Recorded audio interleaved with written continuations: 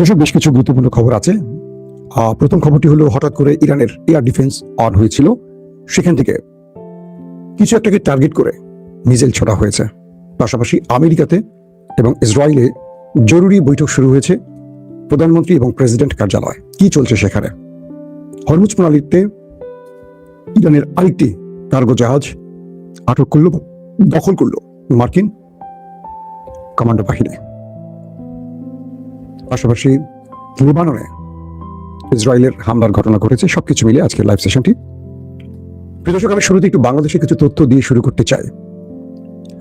বাংলাদেশ ক্রমান্বয়ে হিংসাত্মক মনোভাবের দিকে এগিয়ে চলছে। আমরা দেখলাম যে চিটাগংয়ের একটি মামুলি ঘটনাকে কেন্দ্র করে দুটো ছাত্র রাজনৈতিক দল বা ছাত্র সংগঠনের মধ্যে কোপাকুপির ঘটনা ঘটেছে, বিচ্ছিন্ন করে ফেলার মতো ঘটনা ঘটেছে। এরপর আমরা দেখলাম ঢাকা বিশ্ববিদ্যালয় ঘিরে উত্তেজনা বৃদ্ধি পাচ্ছে। আমি আমার জায়গা থেকে বলছি, গত 15-16 বছরে সর্বাধিক নির্যাতিত হওয়া, মজলুম হওয়া দুটো ছাত্র সংগঠন, ছাত্র দল এবং ছাত্র শিবির। ছাত্রদল প্রকাশ্যে মাঠে নামতে পারলেও শিবিরকে একেবারে অঘোষিতভাবে নিষিদ্ধ করে রাখা হয়েছে আওয়ামী লীগ আমলে। এবং এই নিষিদ্ধ হওয়া বা গোপনে থাকা শিবিরই বলা চলে মূল ফ্রেমে এসে হাসিনার পতন ঘটিয়েছে। এটা আমি না, সবগুলো গণমাধ্যম দাবি করছে। এবং হাসিনা তার ভারত থেকে যে বক্তব্যগুলো প্রচার করেছে, সেখানেও হাসিনা নিজের মুখে কথাটা বলেছে। এবং হাসিনা তার ক্ষমতা হারানোর কয়েকদিন আগে জামাত শিবিরকে নিষিদ্ধ করেছিল এই একটি কারণেই, কারণ তার কাছে গোয়েন্দা তথ্য ছিল যে জামাত শিবিরই মূল আন্দোলনটা করছে, তার সাথে বিএনপি নেতাকর্মীরাও যুক্ত হয়েছে। 15-16 বছর যে দুটো দল, ছাত্র সংগঠন সর্বাধিক নির্যাতিত হয়েছে, তারা 2-3 মাসও এক টেবিলে একসাথে বসতে পারছে না। ছাত্রদলকে এখন হঠাৎ করে কেন যেন ছাত্রলীগ হতে হচ্ছে। ছাত্রদল তার 15 বছরের স্মৃতি ভুলে গেছে এবং তারা নিজেরা ছাত্রলীগ হতে যাচ্ছে। এবং ছাত্রলীগ হলে তার পরিণতি কি সেটাও তারা ভুলে যাচ্ছে। এটা হলো সবচেয়ে বেশি দুঃখজনক। এখন বলবেন, মাসুম ভাই আপনি তো একটা পক্ষে, ভাই বাংলাদেশের কথা বলাটা এখন বিপজ্জনক। সত্য বললে আপনি একটা পক্ষে চলে যাবেন। সত্য তো একটা আছে নাকি? সত্য একটা আছে না? ধরেন কি ঘটেছে কালকে। মাহমুদ নামে একটা ছেলে তারেক রহমানের মেয়ে জাইমা রহমানকে নিয়ে ফেসবুকে কটূক্তি করেছে বা কোনো একটা বাজে ছবি পোস্ট করেছে, এই অভিযোগ তুলেছে ছাত্রদল। যখন শাহবাগ থানায় এসেছিল ডাকসুর দুই নেতা জোবায়ের এবং মোসাদ্দেক, তাদেরকে ব্যাপক মারধর করে ছাত্রদলের ছেলেরা। এটি ডাকসু থেকে অভিযোগ করেছে সাদেক কায়েম। এবং আমরা টেলিভিশনগুলোর ফুটেজে সেই দৃশ্য দেখেছি, মোসাদ্দেক এবং জোবায়েরের সাথে কি করছে ছাত্রদল। একটি থানার সামনে দাঁড়িয়ে ডাকসুর রানিং নেতাদেরকে মারধর করার ঘটনা ঘটেছে, পুলিশ দাঁড়িয়ে দেখেছে। ঠিক আওয়ামী লীগ আমলে ছাত্রলীগের অপকর্মগুলো পুলিশ যেভাবে দেখত। তাহলে ফ্যাসিজমের পর যে পরিবর্তনটা আসার কথা ছিল, সেই পরিবর্তনটা কি আমরা পেয়েছি? পাইনি। কারণ যারা এখন ক্ষমতায় বসছেন তারা এই পরিবর্তন করতে চান না। তারা চান ক্ষমতার পূর্ণ স্বাদ গ্রহণ করতে। আবার যখন তারা বিরোধী দলে বসবেন, অন্য কেউ ক্ষমতায় বসবে, তখন তারা আবারও মানবিক হয়ে উঠবেন, তারা আবার গণতান্ত্রিক অধিকারের কথা বলবেন, তারা আবারও পুলিশের এই অন্যায় কাজগুলো, যে তারা জনগণকে নিরাপত্তা দেয় না, ক্ষমতাসীনদের নিরাপত্তা দেয়, এই বিষয়গুলো নিয়ে প্রশ্ন তুলবেন। এই কালচারটা বন্ধ হওয়া উচিত।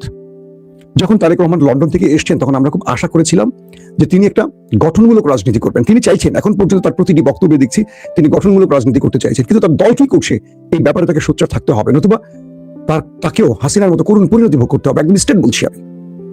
হাসিনা তো লাগিয়ে দিতেন সন্ত্রাসী বাহিনী, তারেক রহমান সেটা করেন না। তিনি বারবারই, তিনি নির্বাচনের আগে অন্তর্বর্তীকালীন সরকারের সময় প্রচুর নেতাদেরকে বহিষ্কার করেছেন। এখন কিন্তু আর বহিষ্কার করছেন না, কারণ ক্ষমতা চলে এসছেন। এখন আর মেবি ভোটের প্রয়োজন হবে না আগামী 5 বছর, জানি না কয় বছর।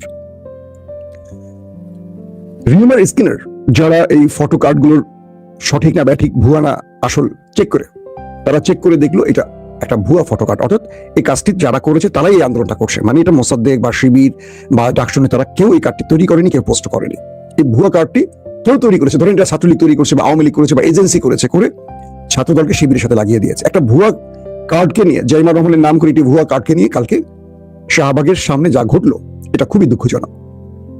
ঢাকা ইউনিভার্সিটির নেতাকে এখন আমাদের গণেশ, তার চেহারা সুরুত বা তার বডি ল্যাঙ্গুয়েজ দেখবেন, সে কত বছর ধরে বিশ্ববিদ্যালয়ে ভর্তি হয়েছে, এখন কোন ইয়ারে আছে একটু খোঁজ নেন। কেন তারেক রহমান এর চেয়ে মেধাবী ভালো কোনো ছেলেকে ডাকসু নেতা করতে পারেন না? এদেরকে করার অর্থটা কি? যে আমার সন্ত্রাসী লাগবে, আমার অছাত্র লাগবে? আমি বুঝি না আসলে।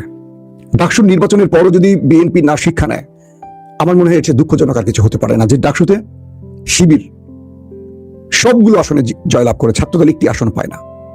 তারপরে কি তারা বুঝে না যে মানুষ সচেতন হয়ে গেছে, মানুষ গণেশদের চায় না, মানুষ সাদিক কায়েমদের মতো ভদ্র ছেলে চায়। তারা সেদিন হলো তার ধরেন ডাকসুতে ভোট হয়েছে, আমরা সারাদিন ছিলাম, আমরা বিএনপির পক্ষে সেখানে মাঠে ছিলাম, ধরেন আমরা ছাত্রদের সাথে কথা বলেছি সারাদিন। আমি রাকিব ভাইয়ের সাথে ছিলাম, নাসির ছিল, জাহাঙ্গীর ভাই একদম কেন্দ্রীয় যারা প্রেসিডেন্ট সেক্রেটারি দপ্তর সম্পাদক, সারাদিন একসাথে আমরা ছিলাম, আবিদ ছিল, মায়ের ছিল, সবার সাথে। আমরা দিন শেষে একটা হিসেব করলাম, ডাকসুতে একটা সাইলেন্ট খেলা খেলে দিয়েছে সবাই, কারণ ওরা জানতো ছাত্রদল আসলে ছাত্রলীগের আচরণটাই করবে, তার তুলনায় শিবির একটু ভালো। এই যে মেসেজটা চলে গেছে ছাত্রদের মধ্যে, এই মেসেজটা কি এখন বাস্তবায়ন হচ্ছে না? যারা ডাকসুতে পদে বসতে পারেনি, তারপরে শুধু দল ক্ষমতায় আসে, তারা কি করছে?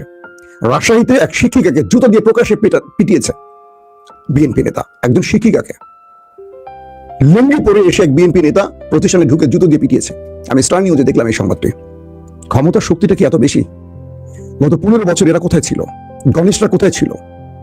পুলিশের একটা বাঁশি দেওয়ার সঙ্গে সঙ্গে সব উঠে জুতো টুতো ফেলে উঠে পড়ে পালিয়েছে।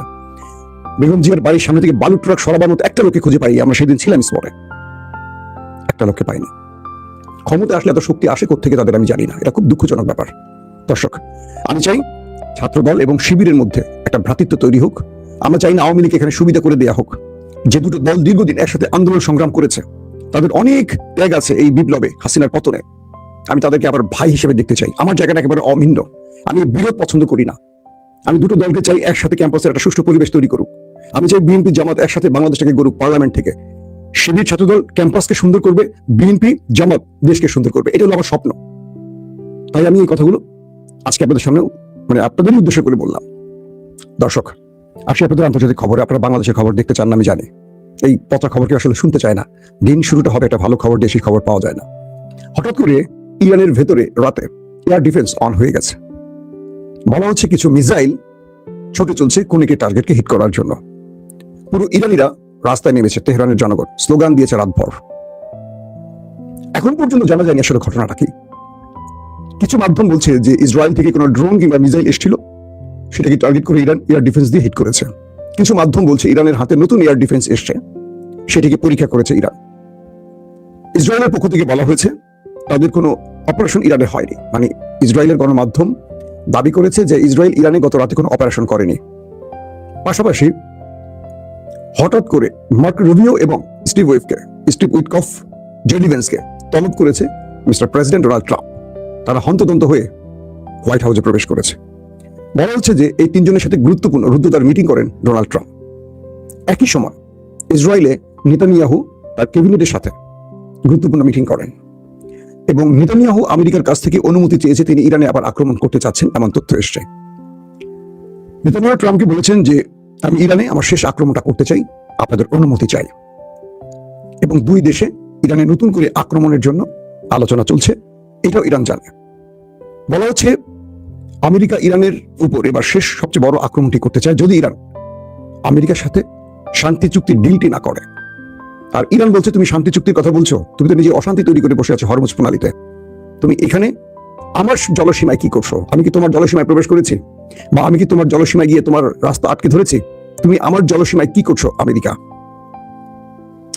মজার বিষয় হলো ইরান এ পর্যন্ত প্রায় 80টি জাহাজ আমেরিকার নাকের ডগা দিয়ে বের করেছে হরমুজ প্রণালী দিয়ে, 80টির মতো। গতকালকে পর্যন্ত 60টির খবর পেয়েছি, আজকে রাতে আরো 20টির খবর এসছে। ইরান এখনো কনফার্ম করেনি, কনফার্ম করলে চূড়ান্তভাবে জানা যাবে। কিছু মাধ্যম কনফার্ম করেছে। বলা হচ্ছে যে আমেরিকা যেই পথের নৌ অবরোধ তৈরি করেছে সেই পথের সামনে দিয়ে ইরানের এই পর্যন্ত 80টি, গত কয়েক ঘন্টায় 80টি কার্গো জাহাজ বের হয়েছে।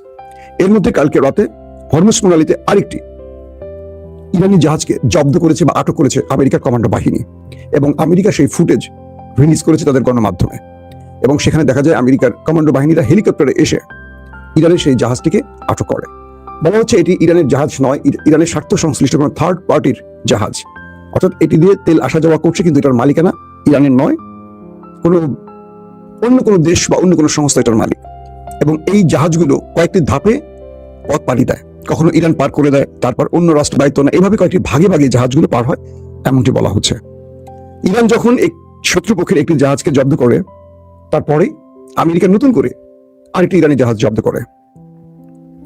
এরপর বলা হয়েছে যে মুস্তফা খামেনির পক্ষ থেকে বলা হয়েছে যে তারা এটা ডবল প্রতিশোধ নিতে যাচ্ছে। অর্থাৎ এই একটি জাহাজের বিপরীতে আরো বড় প্রতিশোধ নেবে ইরানের মুস্তফা বাহিনী। দর্শক, বেশ গরম লাগছে। আশা করি আপনাদেরকে নেক্সট ভিডিওতে আমি আরো কিছু তথ্য দেওয়ার চেষ্টা করবো। এখনকার মতো বিদায় নিচ্ছি। আল্লাহ হাফিজ।